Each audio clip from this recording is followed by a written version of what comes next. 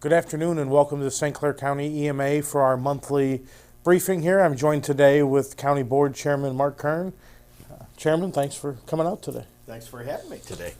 So, COVID is still alive and kicking here in our community. We're actually seeing some numbers go up. So Brian, brief us. Tell us where we are. We hear about these levels. We're in the yellow zone right now. So as a county, we are still in the medium level of community spread.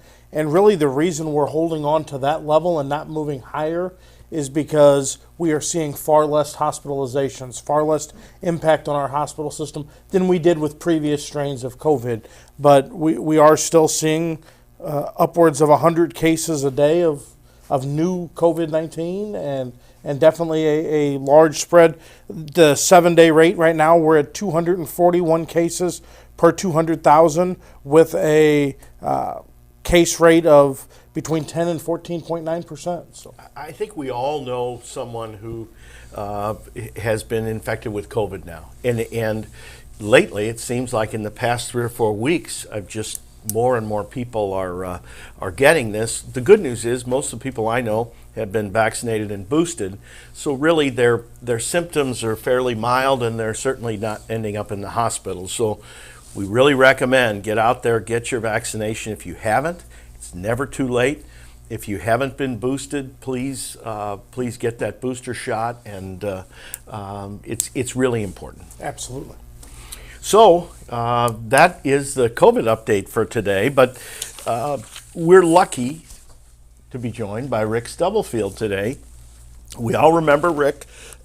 He's the head of the St. Clair County Intergovernmental Grants Department, and we thought with all the heat that's going on, the hot summer that we're all facing right now, that maybe we could talk about a few issues that might be of interest as to how the Grants Department can help people during this time. So, Rick, let's talk about cooling right now, which is, we're all lucky to have cooling. A lot of people don't. There are cooling shelters that are open throughout the county. But is there assistance available for people? And when will that become available? So right now, the program that we administer through the Grants Department, the LIHEAP program, is closed. That closes until September the 1st. It runs May 31st to December 1st. I wish that, to September 1. I wish that was a 12-month program, but that's out of our control. We can't really, But normally we it can't runs do it. So that in September they're going to pay the bills that they're accruing Correct, now. correct, to pick it up. And hopefully, by May 31st, most people were able to get the assistance they needed to get their power, back on and up and running, and that'll hold them until then. I do know, and I checked before I came over here, that the Urban League does still have some cooling funds available. They have an office in Fairview Heights, and I asked if it was good to promote that, and they said absolutely. So if you're really in dire need, you can call the Urban League. They have, in Fairview Heights, they have some dollars available. You can give them a call or stop by their office and get an application, and they'll be more than happy to help you until we get the LIHEAP program back up and running. And that's just because our partners aren't giving out money until then. Exactly. So we're all grant dependent at the Grants Department. And we work with a lot of different partners. It's not just one. We have a lot of community agencies and people that we work with throughout St. Clair County, throughout the region, really, to make sure that we're all kind of working in unison to help people that are in need. So, we try to help people as much as we can, but it's really important to be proactive. And so I know you run a weatherization program that people can insulate their homes. There are ways that they can make their homes more efficient. Talk about weatherization and how that can benefit people and how they can access that program. So we do have the weatherization program, and primarily what that does, Chairman, is it helps low-income families in St. Clair County with the labor and the materials that are necessary to weatherize their home, to reduce the infiltration and assist with improving energy efficiencies and lowering their bills. I think we're on target this year to complete about 70 homes in St. Clair County. So it's a very labor-intensive program, but they do a great job through through weatherization. And I think it's important to note that not only on the side of people who are getting the weatherization product, but you're always seeking contractors who will go out and do that weatherization work. And how would they contact the grants department? You know, if they just call the grants department, ask for me, we're more than happy to have a conversation with them. We have funds available to help contractors with the training that's required, the state training that's required. We can help with that, and you know, we need contractors not only for weatherization, but we also have a housing rehab program, and that kicks off August the 1st. And that is a program that is in such demand that we have to do a lottery for that, and I know you're familiar with that. So August 1st through the 5th, I believe, you'll be able to call and do a quick pre-app on the phone, kind of an eligibility, some questions, and if you're eligible, we'll send you an application. All the applications that come in go into a drum. We draw them out. Every one of them gets drawn out, and we start with number one and work our way through the list to try to help individuals with whatever it takes to bring their houses up to And that's up to really code. income eligibility. It is. Everything we do is income eligibility based. So, and that's another program that we need contractors for. It's been a struggle to get contractors, so we'd be happy to have a conversation with any contractors that that would like to be part of those programs. So those programs help the homeowner.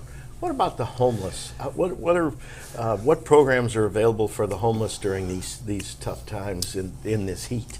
So we are what they call the collaborative applicants. So we have a part in all of the homeless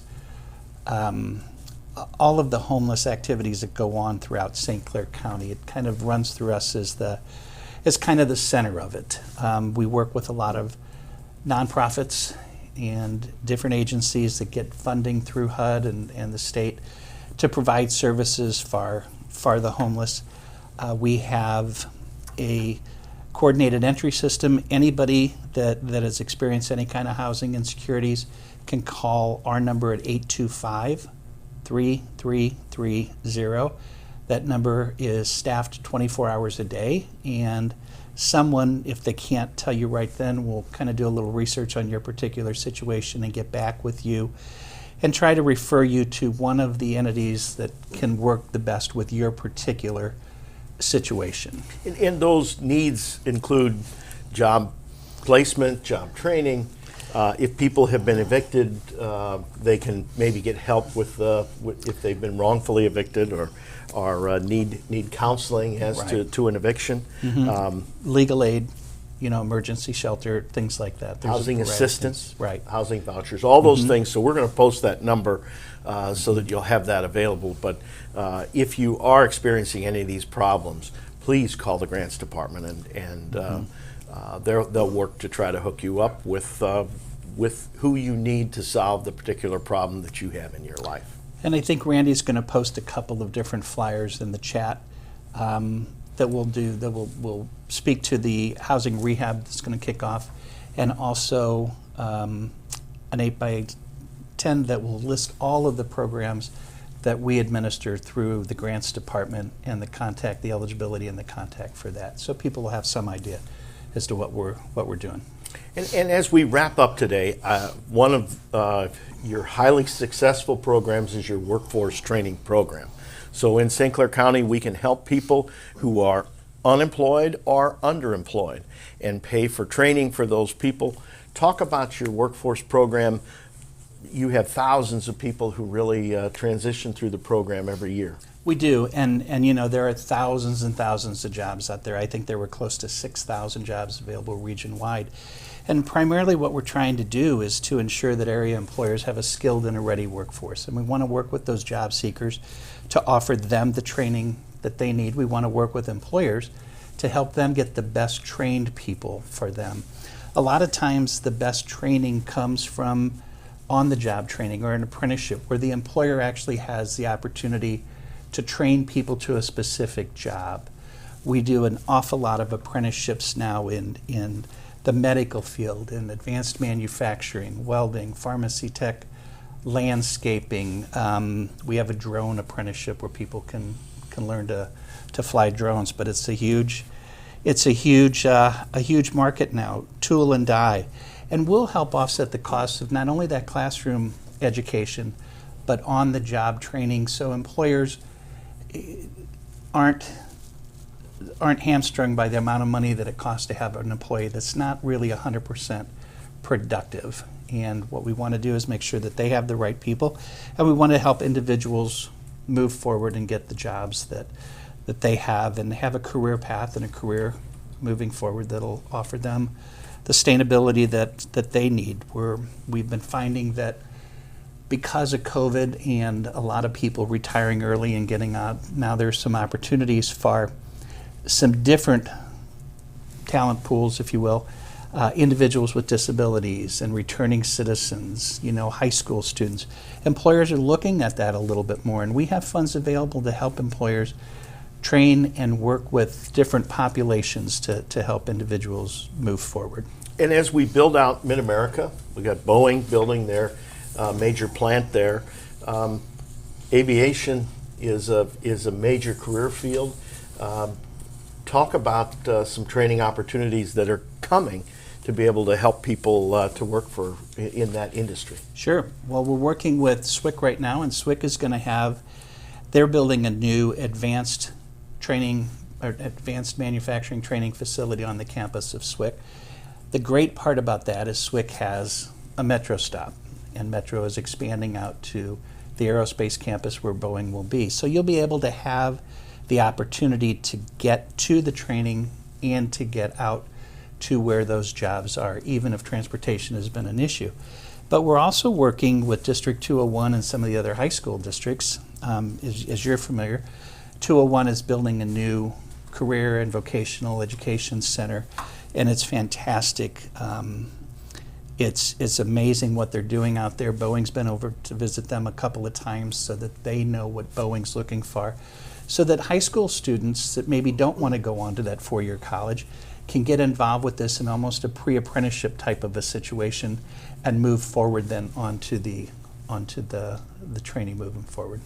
So SWIC with Nick Mance and District 201, Brian Menser, and the state of Illinois have really hit the ball out of the park with this. They really did. They really did. It's been amazing to work with it. And as I said, the beauty of the thing really is it's given a lot of people that didn't have the opportunity to get to training before, when all of that manufacturing training was maybe in the Granite City campus or things going on in Red, but it was hard to get to.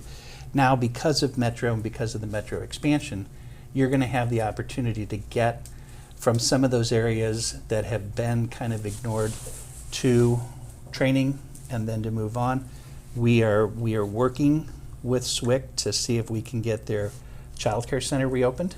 That would be that would be a cherry on it on Sunday if we could get that child care open, so people would have that as well. All right here in good old St. Clair County. All right here in good old St. Clair County. All right. Hey, thank you, Rick Stubblefield, Director of Intergovernmental Grants Department. Thanks for coming in today. My pleasure. Okay. Brian, I think there's one more thing we need to do before we close today. We do, as we talked about the need for cooling. It's not just about us. One thing that our friends down at Animal Control would like us to talk about today is how you can protect your animals during the summer, because as they told us in some of the documents they provided, and we're going to post some of that up here as we conclude today, if it's hot for us outside, it's even hotter for our animals. So don't leave your dog in the car. Certainly, sometimes air conditioning is on and you bring your dog with you, but don't ever leave your dog in a car if it's not running and if you're really not there with the dog. That's the first rule. Second, make sure that your pet has fresh water. Cool, fresh water is extremely important for our animals. What else, Brian? Make sure that if they are outside, they have access to shade.